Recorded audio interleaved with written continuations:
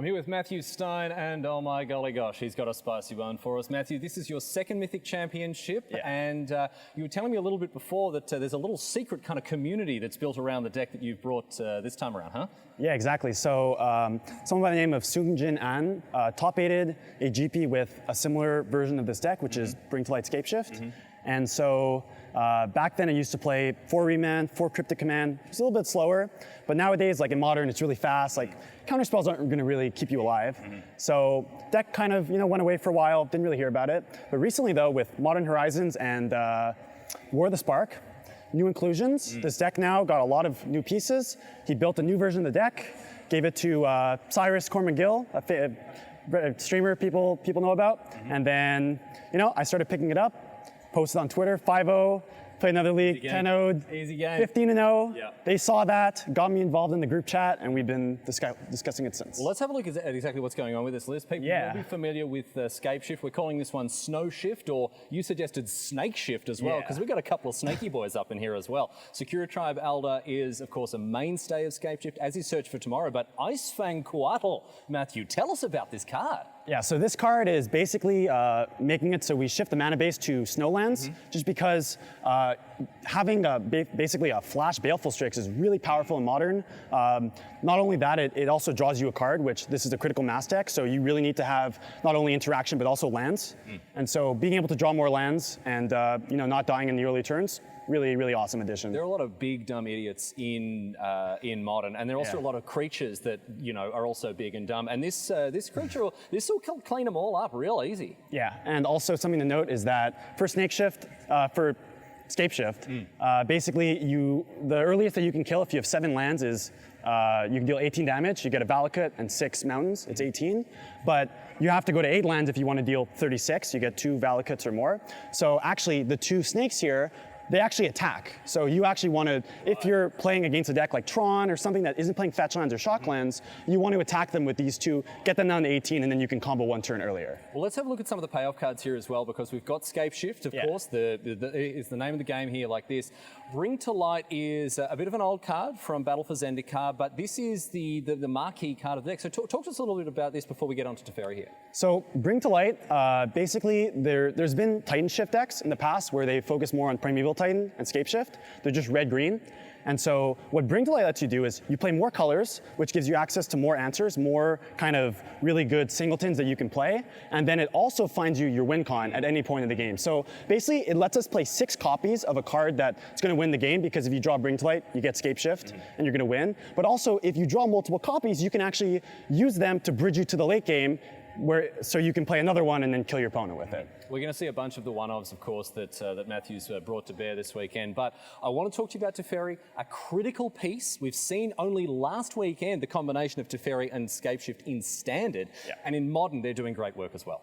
Yeah, so Teferi is really cool because not only does it let you, bounce a creature or anything that's bothering you, a chalice, draw a card, but also if you tick up, you can actually play sorceries on your opponent's turn. So you can Bring to Light on their turn, and just, again, another card like Coatl that keeps you alive while also draws you cards. So it cycles itself while giving you time, and that's enough that basically bridge you to 7 lands so you can kill them. And I know you're not too worried about counter spells these days, but making the Scapeshift, making the Bring to Light uncounterable a huge deal in the right matchups, right? Yeah. Let's have a look at the one-offs. We've got a lot of them to get through. We're going to have to whiz through them here. Okay. What is this? What is it? Did you first pick this in a draft and I have to play it, I have to get some value out of this card? What is going on? Drawn from Dreams, mate. Okay, so first, in the different iterations of this version, we've tried Jace the Mind Sculptor, tried Cryptic Command, Search for Escanta, but you're like, all these cards, they're just too good.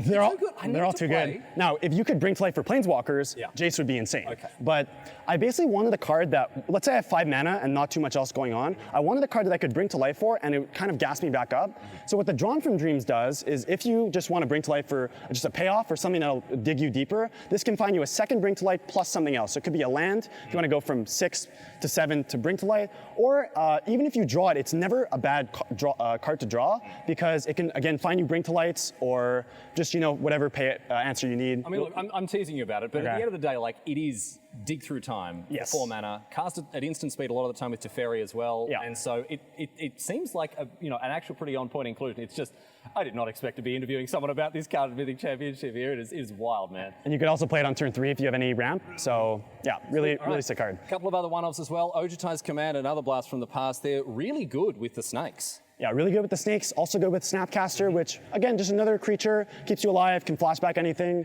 And I want to talk about this card because this is a card that, haven't really seen a lot of play in Modern, but just being able to turn 3, Stone Rain your opponent, get a land. Love it. Really sick. Beautiful. Love to see it. A couple more one-ups as well to have a look at here, so let's continue to rip through them.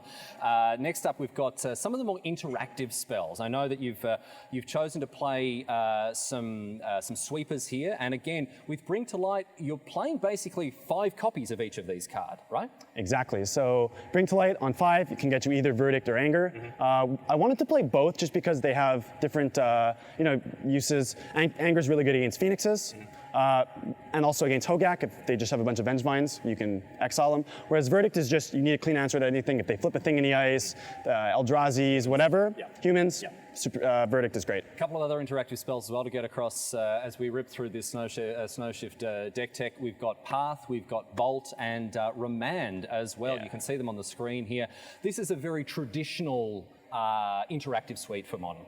Yeah, so unfortunately, if we couldn't play like 1 mana cards that don't really help the game plan, we wouldn't, but you need to interact early. It's Modern. So Bolt, again, can kill creatures, can kill planeswalkers, but can also bolt your opponent, get them to 17. You can kill them 1 turn faster. Path, again, you want to exile Hogak, but you can actually exile your own Coatls, and you can actually ramp with it. So this is actually a ramp spell too. So both of them have kind of hidden purposes, but while also interacting. And then Remand, again, just a card that it's not as good in today's Modern because of how fast everything is, but it's always good to have, and again, draws you a card, slows them down. Basically trying to time walk our opponent as much as we can. Seems good. We can move on now to the lands and have a look at what's going on here. Pretty basic mana base, you would think at this stage. We are playing Bant with a very light red splash. I know you got like, 12 red sources or something? Yeah. So cool. I mean, that's one way to build a mana base. But I mean, this is how we have to do it, right? You need the critical number of mountains to get the most out of Valakut. And it's not just the mountains here, of course. It's Steam Vent, Stomping Grounds, what have you. And 4-color mana base can be kind of painful here, but you've still got a lot of basics. It's definitely painful. It's good that we have a lot of basics because of Search for Tomorrow and Sakura Tribe Elder, or Steve, lets you get basics. Something to note is actually, we're only playing 10 mountains.